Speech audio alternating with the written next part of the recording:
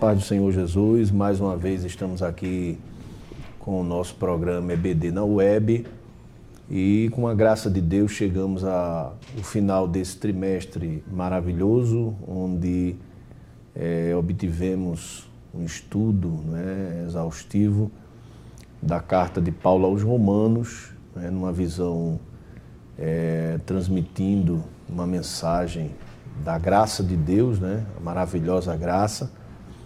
E esta última lição, o apóstolo Paulo presenteou os irmãos de Roma com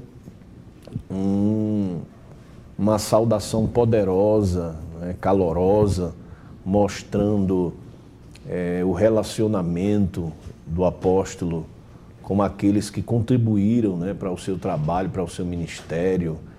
E é através desta mensagem, deste texto, que o nosso comentarista, o pastor José Gonçalves, elaborou uma lição que tem como título o cultivo das relações interpessoais, tendo como verdade prática que Deus deseja que os crentes alcançados pela graça cultivem relacionamentos saudáveis e, como objetivo geral, nós observamos que a vida do crente ela precisa ter um teor de relacionamentos saudáveis.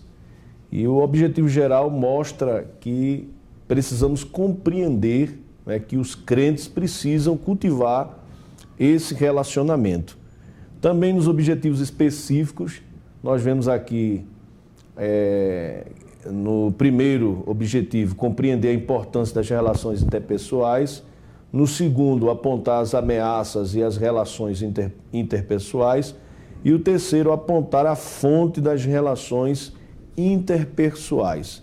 Meus irmãos, já adentrando na nossa lição última, já estamos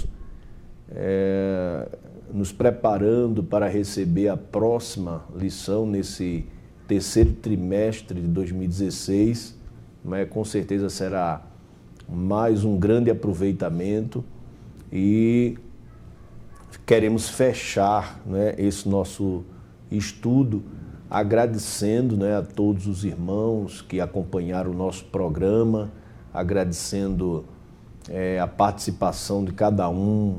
Acredito que irmãos daqui de perto, de longe, irmãos de outros estados, fizemos uma divulgação desse programa ali na cidade de Messias, no estado de Alagoas, e acredito que há muitos irmãos. Queremos mandar um abraço ao pastor Laelson, que é o primeiro secretário da igreja ali em Alagoas, agradecer também ao nosso pastor presidente, pastor Roberto, que tem sido um dos grandes incentivadores da EBD aqui na nossa convenção em Abreu Lima. Agradecer a toda a equipe, os irmãos que cooperam conosco, a superintendência em geral, os irmãos que trabalham nos bastidores para que esse trabalho aconteça, a equipe daqui do Estúdio Novas de Paz, que também coopera com a dedicação, com um apoio com esse trabalho. Então queremos assim já agradecer aos irmãos no início para entrarmos no que diz respeito a essa lição.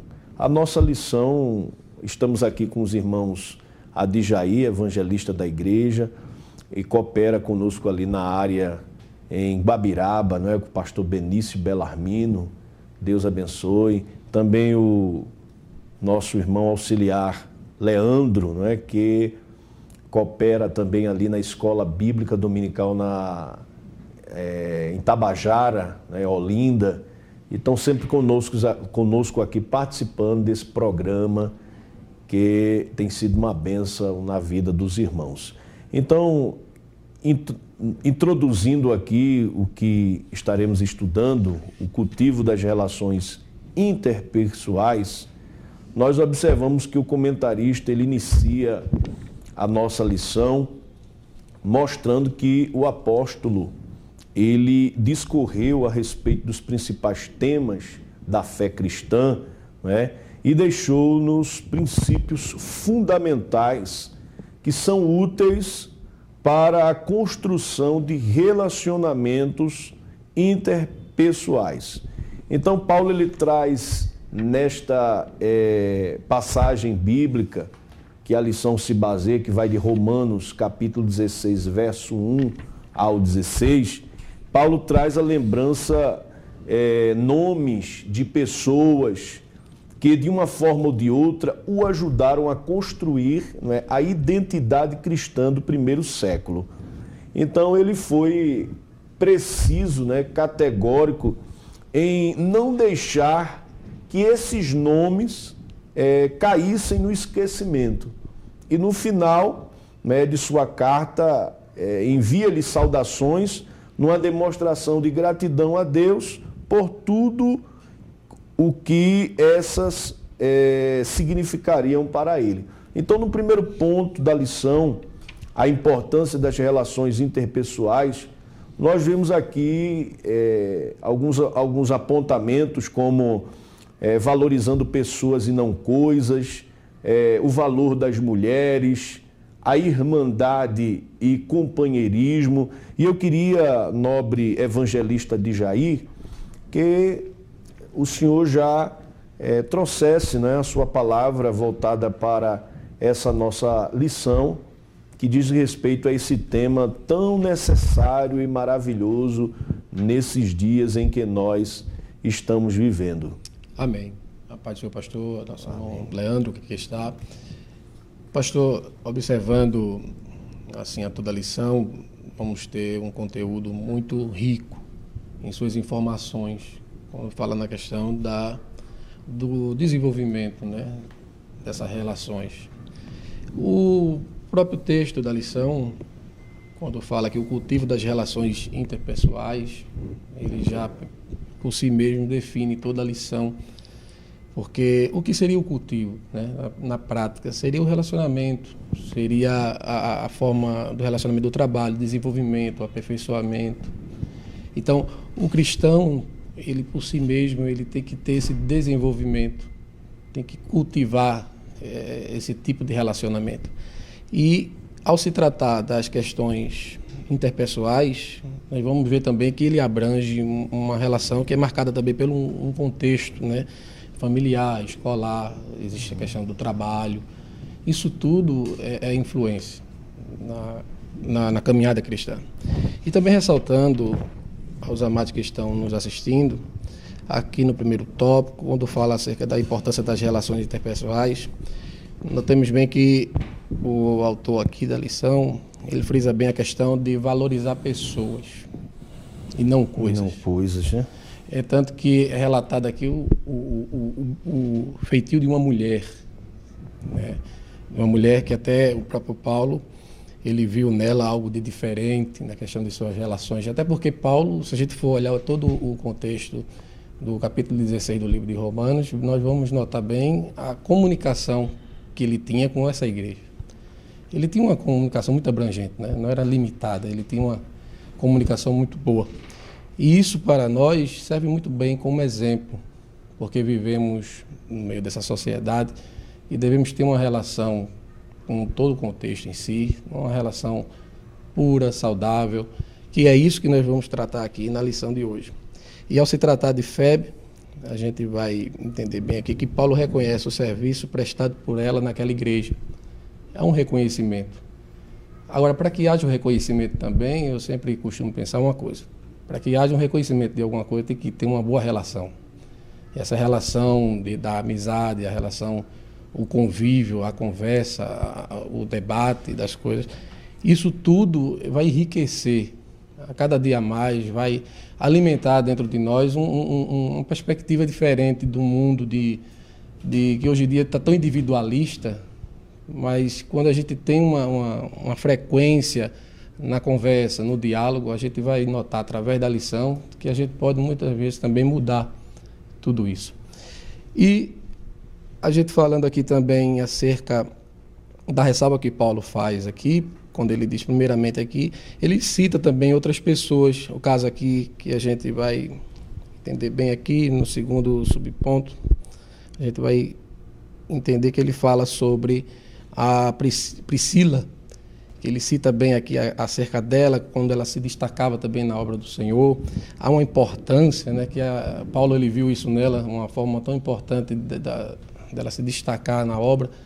Portanto, que Paulo ele diz aqui que ela chegava até a se destacar muito mais do que ter seu próprio marido. Quer dizer, Paulo ele soube valorizar a todos na igreja. Ele não simplesmente olhou para um grupo distinto de irmãos ou um grupo de jovens, não, mas ele olhou para a igreja em todo. Então, é uma lição importante que a gente vai entender a questão também aqui do companheirismo. Quando Paulo aqui fala do terceiro subponto sobre sentimos o peso que tinha uma comunidade cristã para Paulo e o valor do seu companheirismo.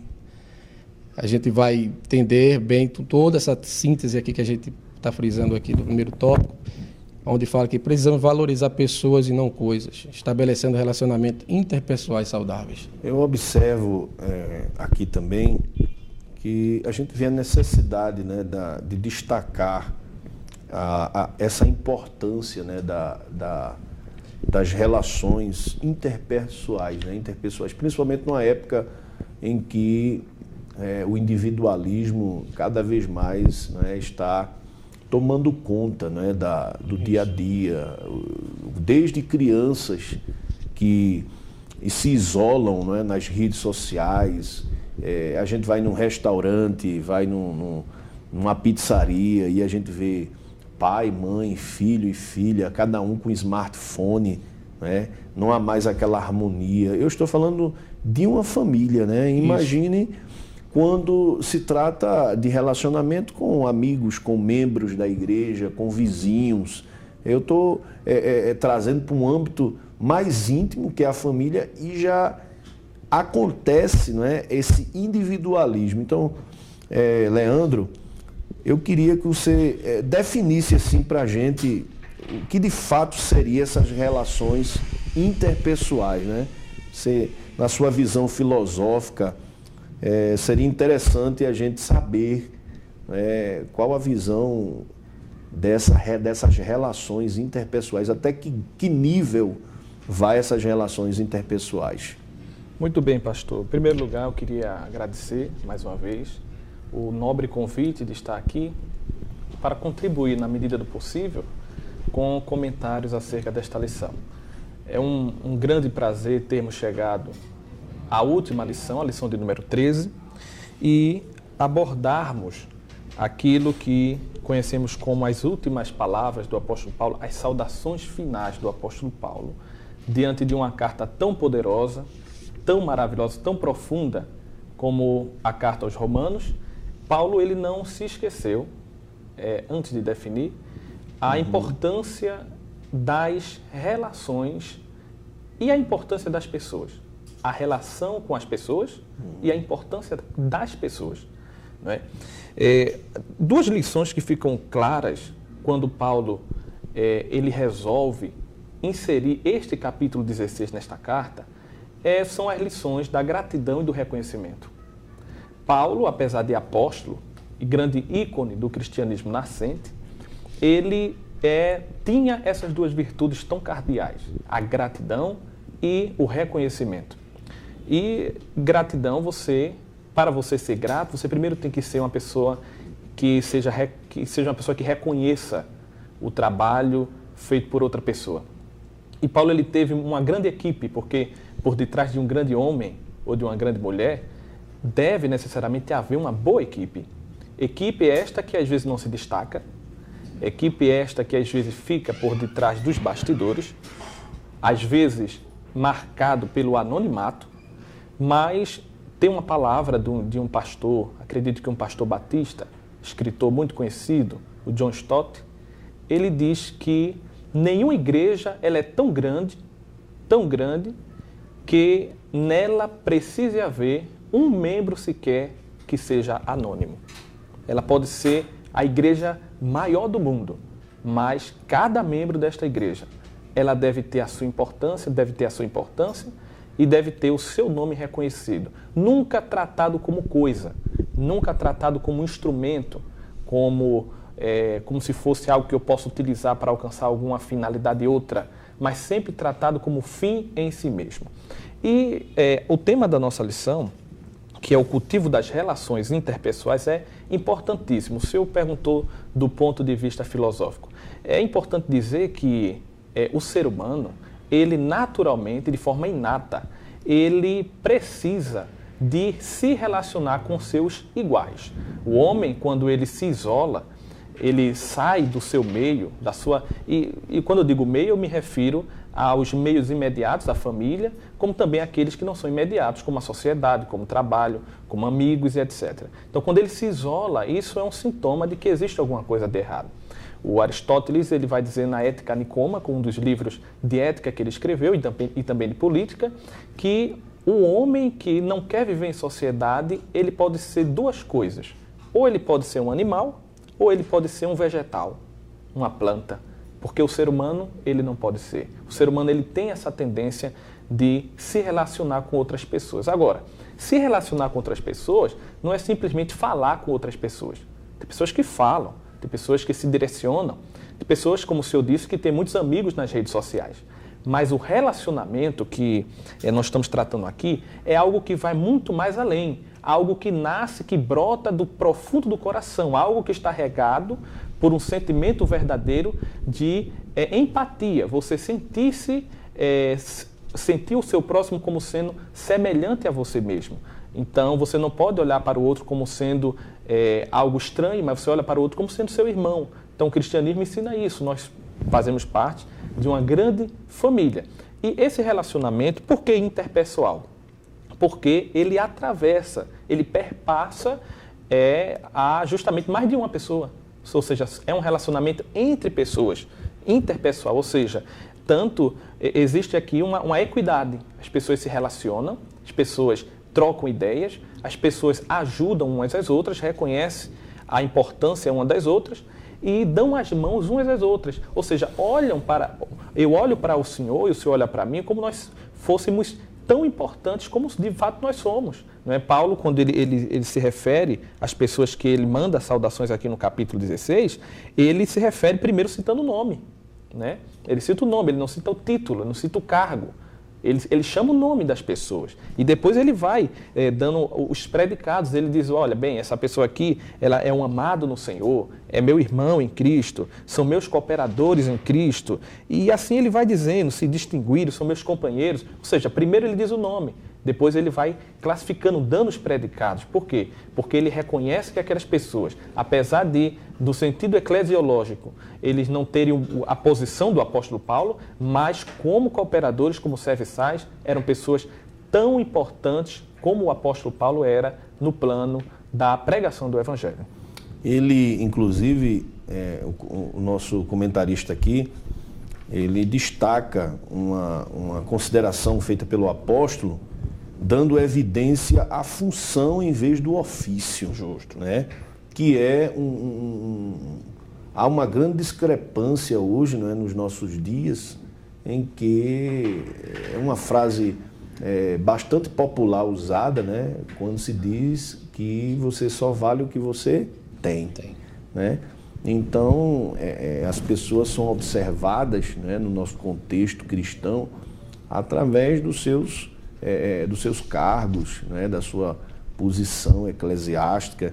E aqui é relatado a pessoa da irmã Febe, né, que o apóstolo destaca que ela servia, né, na igreja que está em Cencreia, né, servia. Então, a preocupação do apóstolo aqui não foi em classificá-la como uma diaconisa, como os estudos extraem desse vocábulo servir, que traduzido no grego é diáconos, né? Que tem levado muitos a acreditarem que ela era uma diaconisa na igreja. Né? Então, essa perspectiva, pode ver que os estudiosos, os pesquisadores, tentam atribuir, né, esse ofício à FEB através da tradução da palavra grega, né, que Paulo usa, serve a igreja, que a visão é sempre, às vezes, nossa, mostrar um ofício, mostrar a valorização de um cargo, né, quando a nossa lição ela quer mostrar o contrário, né? Nessa saudação final de Paulo, quer mostrar a valorização das pessoas, né? E não das coisas, né? Então, no segundo subponto também, como o nosso evangelista Adjair, ele também pontuou que o apóstolo valorizou, né, a auxiliadora, né, Priscila, né, que era auxiliada por Áquila. Então ele poderia denominar, pelo fato do homem, né, estar ali e ser a pessoa principal a ser citada. Como hoje a gente vê de forma já natural, né, e enraizada. Né? As esposas dos obreiros geralmente não têm nome. É verdade, né? pastor. Está ali a esposa do diácono, está ali a esposa do pastor, está ali a esposa do presbítero, está ali a esposa do evangelista. Né? Geralmente ela não tem nome. Né? Quando ela é nomeada na igreja, apresentada, citada, ela é agregada à posição do seu marido, né? À posição do seu esposo. E o apóstolo aqui, ele quebra esse paradigma, né?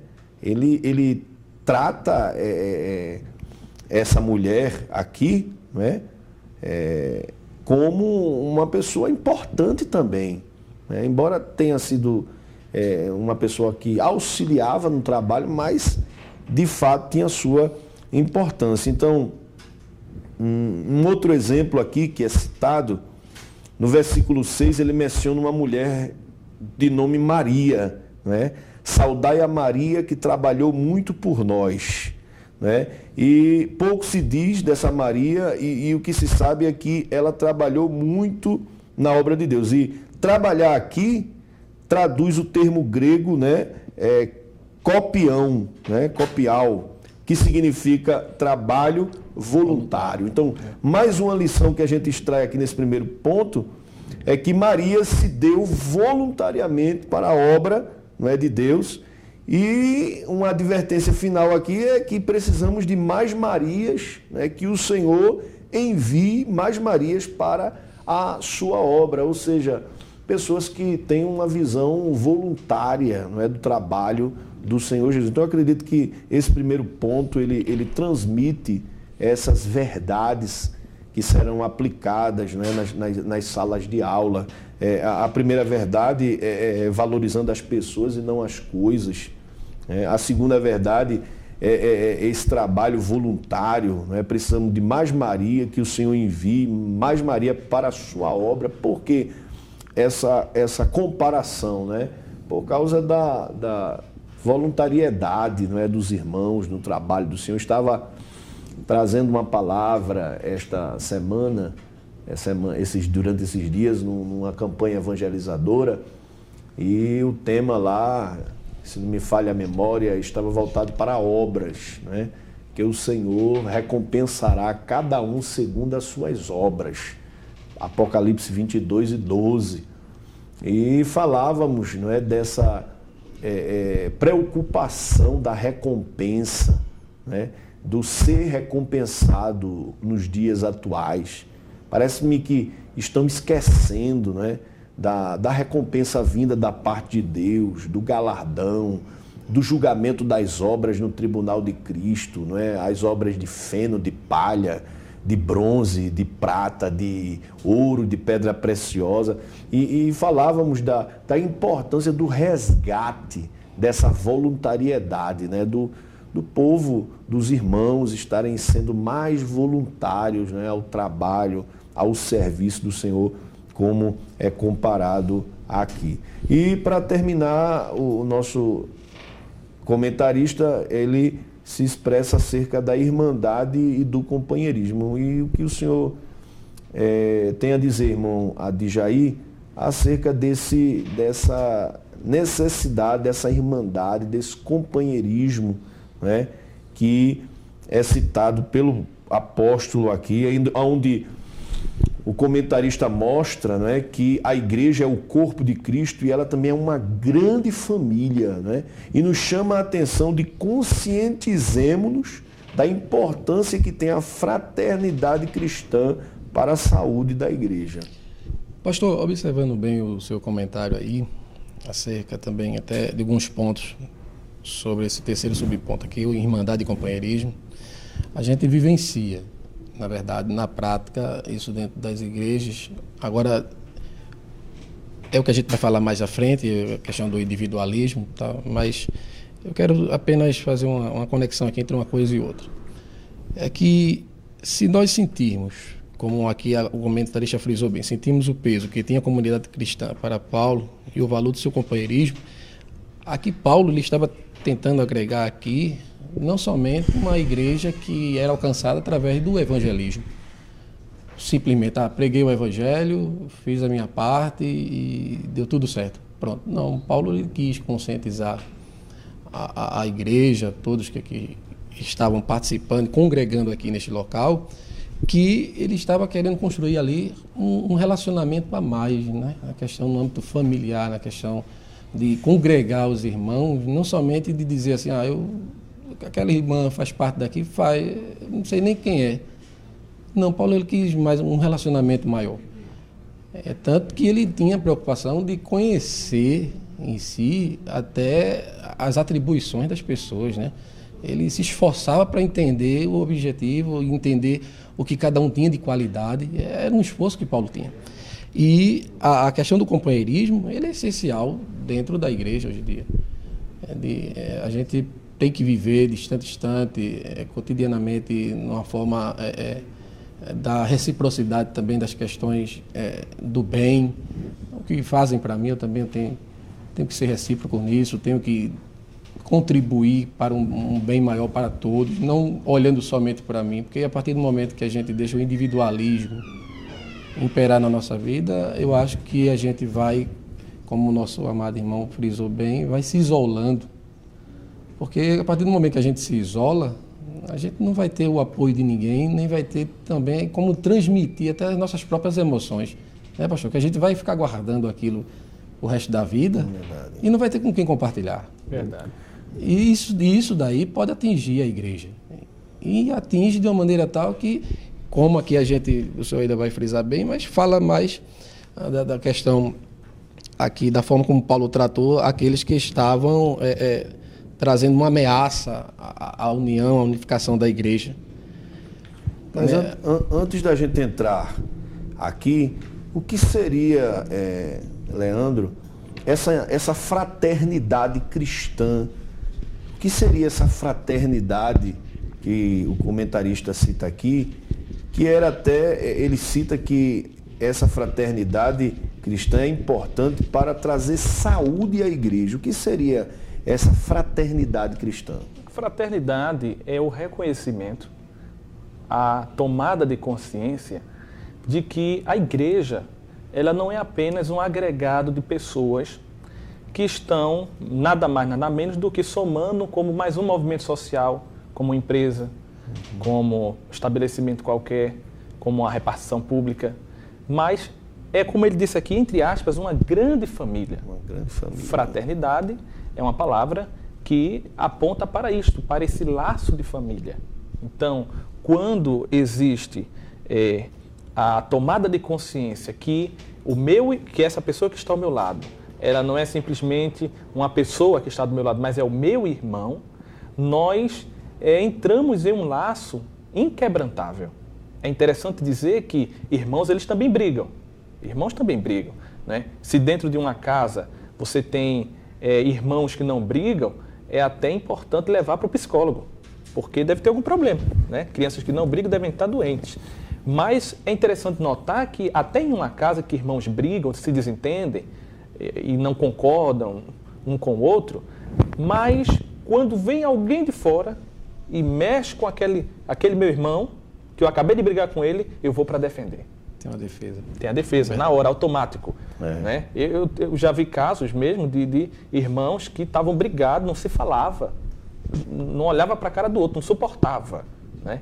Mas quando veio alguém de fora para bater, para judiar, para abusar, aí aquele irmão que não podia olhar na cara, ele vai na frente lá e não, é meu irmão, e defende.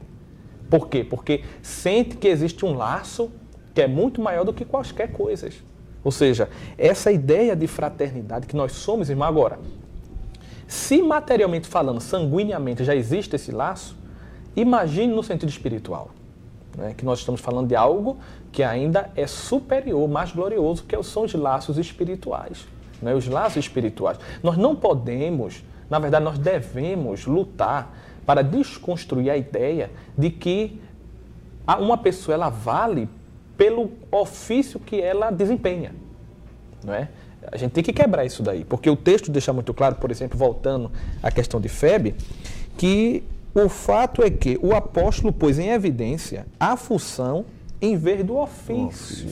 Né? A função, o que a pessoa, de fato, ela faz, a sua função, o papel que ela desempenha, é mais importante do que o ofício, do que o cargo, o título que ela tem.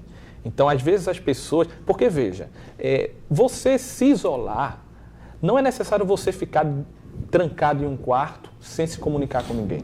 Às vezes nós estamos no meio de uma multidão de pessoas, mas não temos essa consciência de fraternidade e existem pessoas que são altamente difíceis de você se aproximar dela. São pessoas que são de difícil contato, de difícil relacionamento. Porque ela não sabe olhar para o próximo como sendo um igual. Ela olha para o próximo como sendo sempre inferior, né? Sempre estando um patamar abaixo.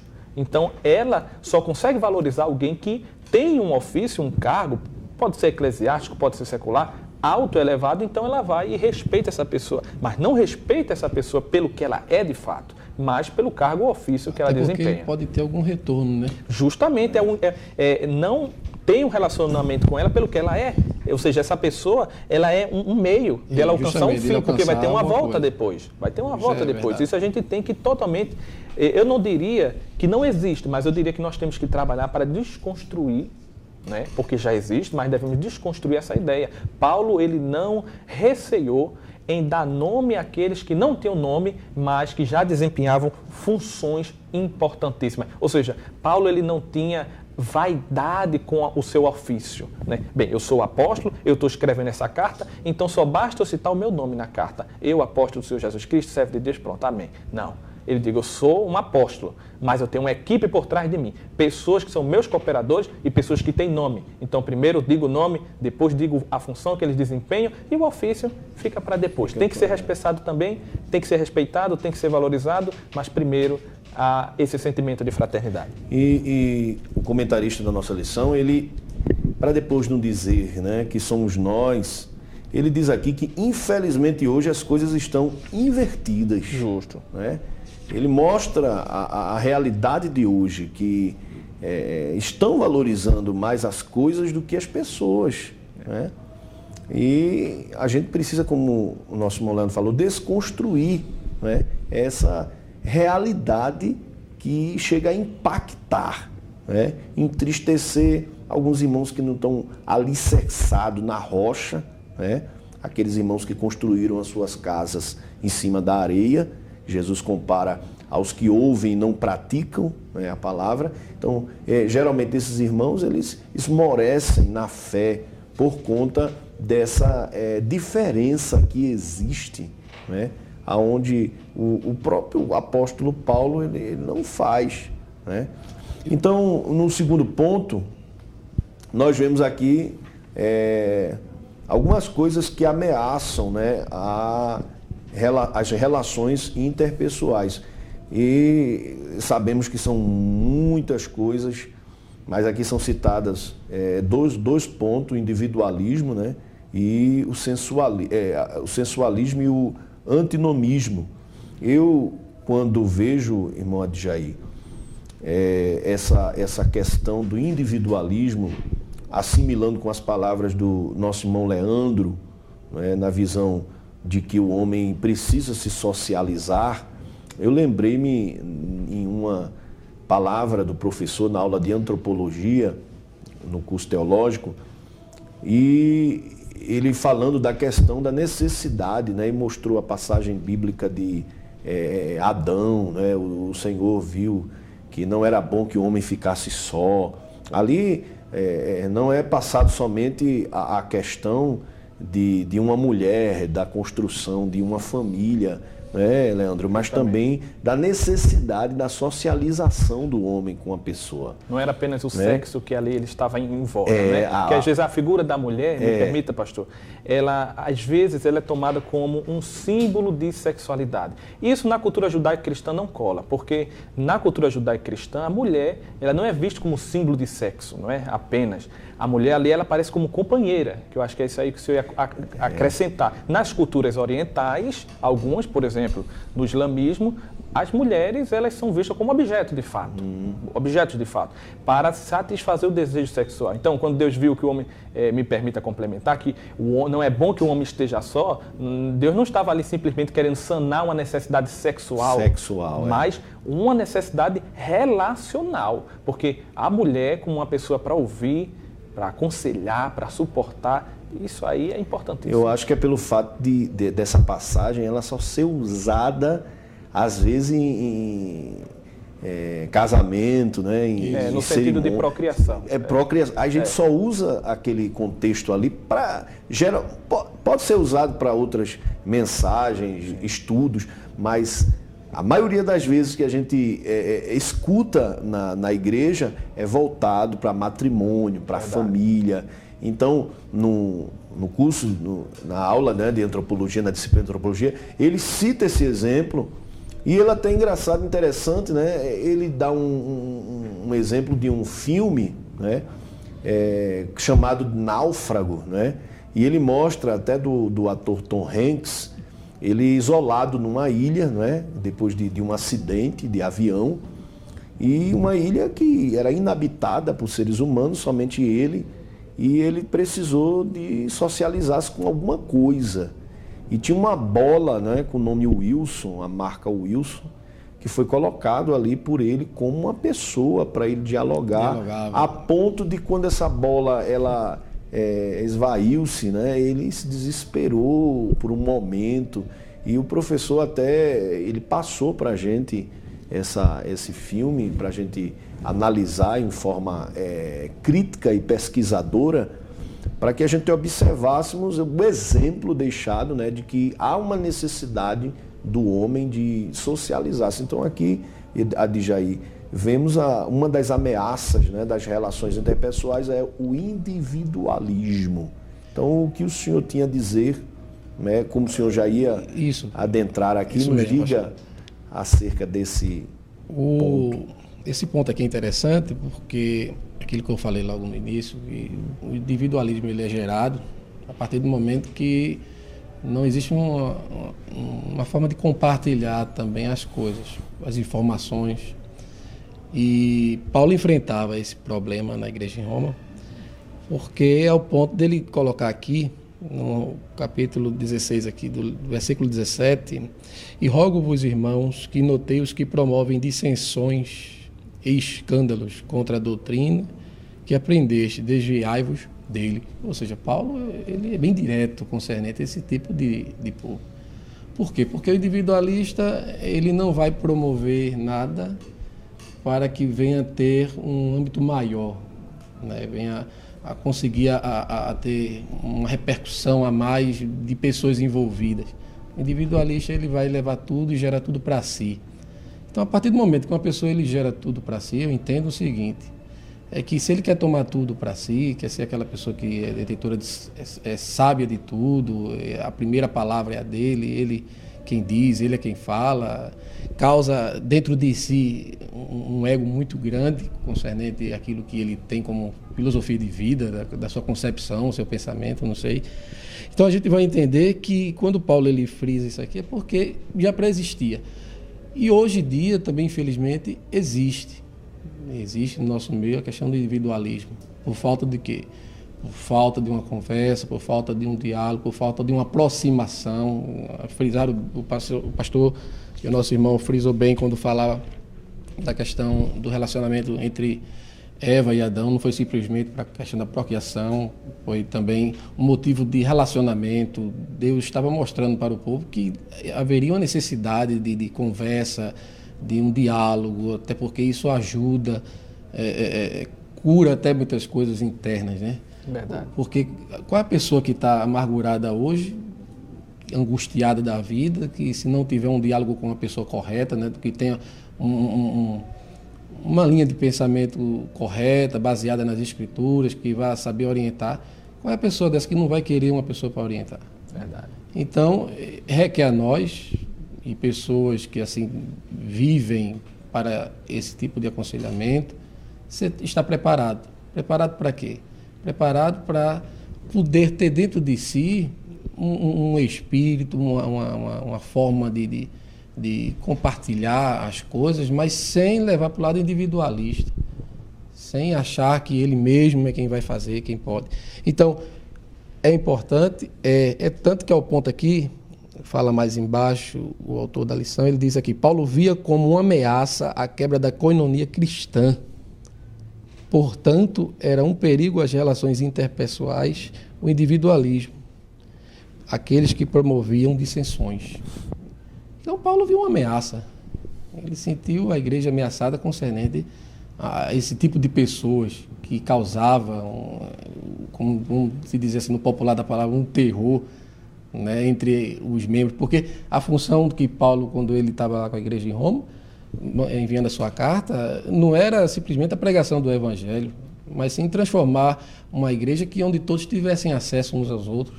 Até o comentarista da lição aqui, ele faz referência dizendo de um grande condomínio, né? Ele diz que nós não devemos viver no âmbito cristão como um condomínio, que são várias casas que às vezes a gente nem conhece quem é o vizinho, né? A gente só conhece pelo nome. Quem é fulano? Eu não sei, é o vizinho. Às vezes pelo número, né? É aquele do número 7. Do número, justamente. Então, Paulo não queria que isso acontecesse. Às vezes a gente... Ele quer uma relação mais estreita, né, pastor? Na verdade. Às vezes a gente pode também associar esse individualismo num contexto mais moderno, não é? Hoje, voltando-se para a questão doutrinária, não é? Aqui é onde o apóstolo ele faz essas considerações de cada um querer, né, ser detentor da sua visão acerca das escrituras, né? Eu acredito assim, e por conta disso a gente vê a proliferação de tantas igrejas, né? Igrejas que nascem dentro de igrejas. Isso. E assim sucessivamente, né? Uma vez eu participei de um caso como esse, né, em uma denominada cidade, de um irmão que havia tomado a decisão de estar com o seu próprio povo, seguir suas próprias filosofias. E eu tive a oportunidade de dizer para ele, o que você está fazendo hoje, amanhã farão com você também. Você perde totalmente a autoridade de tomar alguma medida, porque o irmão está agindo de uma maneira individual, né? Então, a gente pode também observar essas crises existenciais, né, que abrange todas as esferas, né?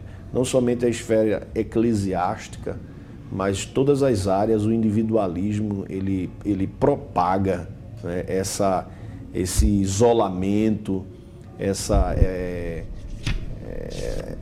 partição, né, das coisas que eram conjuntas. Também aqui nossa lição fala do sensualismo e o antinomismo. Eu vou deixar isso com o nosso irmão Leandro, para ele nos dizer uma palavra sobre esse ponto, né? Ele pontuasse aqui essas ameaças às relações interpessoais citadas, não é, pelo comentarista da lição. Sabemos que são muitas, mas eu queria que o irmão falasse acerca desse sensualismo e desse antinomismo, que já falamos em lições passadas, né?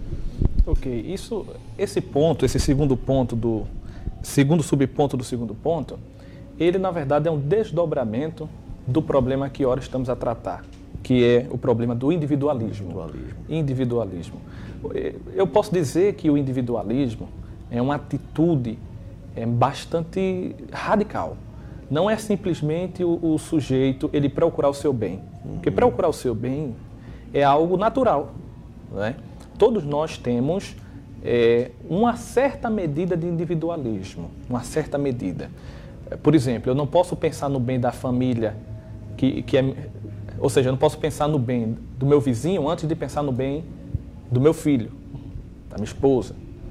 Então, bem, se individualismo for entendido dessa forma, todos nós temos um pouco de individualismo, ou seja, a preocupação consigo mesmo e com aqueles que são mais próximos. Mas esse aí não é o individualismo que Paulo aqui ele está nos precavendo.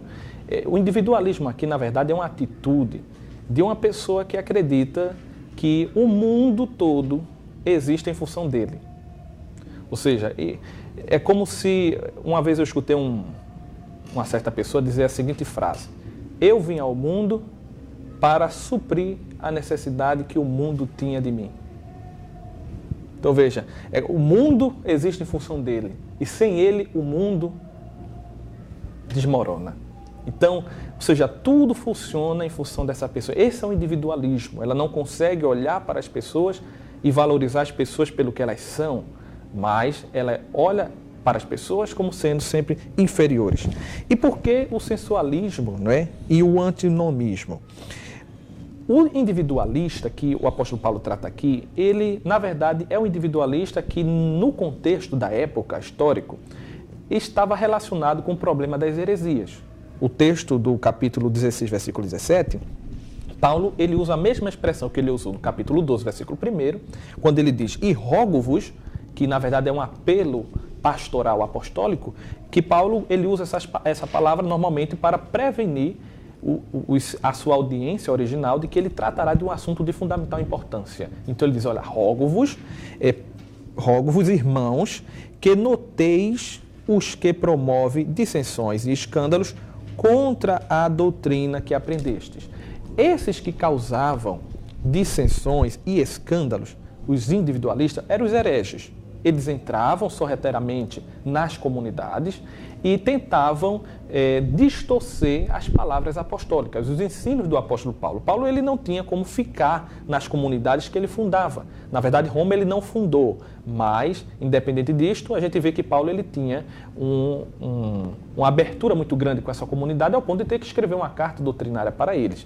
Então, os falsos ensinadores hereges, eles distorciam as palavras originais dos apóstolos, sobretudo do apóstolo Paulo, que foi o grande ensinador. Então, Paulo ele vai dizer que a postura desses hereges é uma postura individualista. Por quê? Porque o herege, ele não é herege sozinho. Ele sempre tenta arrebanhar pessoas para si. Ele não se satisfaz em promover uma heresia e ficar só nisso. Ele convida pessoas para, através desses, me permite a expressão, desses grupinhos, iniciar movimentos para prejudicar a unidade da igreja. E dentro desse cardápio, digamos assim, de características que dizem respeito aos hereges, o autor da lição ele coloca aqui sensualismo e antinomismo. Por que sensualismo? No versículo 17, ele diz muito claramente, promovem dissensões e escândalos contra a doutrina. Ele não é claro quando ele usa a expressão escândalos, né? Mas o autor da lição, pelo que eu estou entendendo aqui, ele pressupõe de que esses escândalos sejam também escândalos no campo da moralidade sexual, inclusive, né? Da própria moralidade. Então, eles promovem escândalos, eles promovem dissensões e, ao mesmo tempo, tem um belo discurso, polido, um discurso bonito, só que a prática não condiz com esse discurso. Isso pode ser verificado no versículo 18 do capítulo 16, que o apóstolo Paulo diz o seguinte, porque os tais, esses tais que ele se referiu no versículo 17, não servem a nosso Senhor Jesus Cristo, mas ao seu ventre, aqui onde entra o individualismo, eles servem a si mesmos. E com suaves palavras e lisonjas, enganam o coração dos simples. Normalmente, os individualistas, eles têm os seus discursos de demagogia, né? Ele exige algo que ele não vive. ele exige algo do outro que ele não cumpre. Ele prega uma humildade que ele não tem. Ele combate um pecado que ele mesmo pratica e que ele mesmo demonstra com a sua vida. Então, o sensualismo e o antinomismo. E aqui ele diz o seguinte no comentário: esses irmãos facciosos não apenas provocavam dissensões, ou seja, separação, intriga, grupos facciosos saindo da unidade, mas também promoviam escândalos de todas as ordens. A maioria dos comentaristas são de acordo que Paulo tinha em mente o movimento herético do primeiro século, que era conhecido como gnosticismo. O tempo não dá para a gente aprofundar no que vem a ser o gnosticismo, mas o gnosticismo ele tem essa postura de acreditar que são detentores de algo que os outros não têm. Então, normalmente, esse sentimento, quando aparece na comunidade, é terrível. Quando eu penso que eu sou detentor de algo que você não é detentor. Ou seja, eu tenho algo que você não tem. Por isso que eu olho para você como sendo sempre inferior, né? Porque eu tenho e você não tem, eu posso e você não pode. Mostrando até que a pessoa não tem a capacidade também. Não tem a capacidade, mas eu tenho. Então, o herege também, meu pastor, me permita, para a gente concluir essa parte, apesar da sua gritante incompetência, ele não se vê como incompetente ou como desqualificado. Pelo contrário, quanto mais ele se destaca pela sua incompetência, pela sua desqualificação, mais ele se vangloria daquilo que ele não tem. Por isso que se chama vangloriar. Ou seja, você não está se gloriando. Que se gloria daquilo que tem, se gloria daquilo que é. Mas quem se vangloria, está se gloriando por aquilo que ele não é e por aquilo que ele não tem. Esse era as características, o perfil do herege que deve ser combatido para preservar a unidade da fé, que, vale salientar, desde os primórdios do cristianismo, sempre foi uma preocupação. Eu aconselho, inclusive, os irmãos lerem os pais da igreja. Os pais da igreja, eles escreveram textos belíssimos e a grande preocupação era a unidade da fé, o vínculo do amor, a comunhão e o cuidado com os hereges. Clemente escreveu uma carta, na verdade duas, aos Coríntios, e na primeira ele defende ali a questão da unidade que Paulo também já tinha defendido na sua carta. Isso é importante a gente cultivar. Meus amados irmãos, a gente observa que é vasto, não é, o assunto que abrange essa temática tratada na última lição, né, o cultivo das relações interpessoais. E o nosso último ponto da lição, ele é bastante resumido, não é? Mostra para a gente aqui as fontes, né, das relações interpessoais que existem em razão da sabedoria e soberania de Deus e também existem em razão da graça de Deus. Com certeza, alguém que não é detentor da graça do Pai, não é, da graça de Deus, não tem uma relação interpessoal saudável, né? Como também é uma pessoa que não é sábia, né? Nem reconhece a soberania de Deus, pode assim ter ou cultivar, né?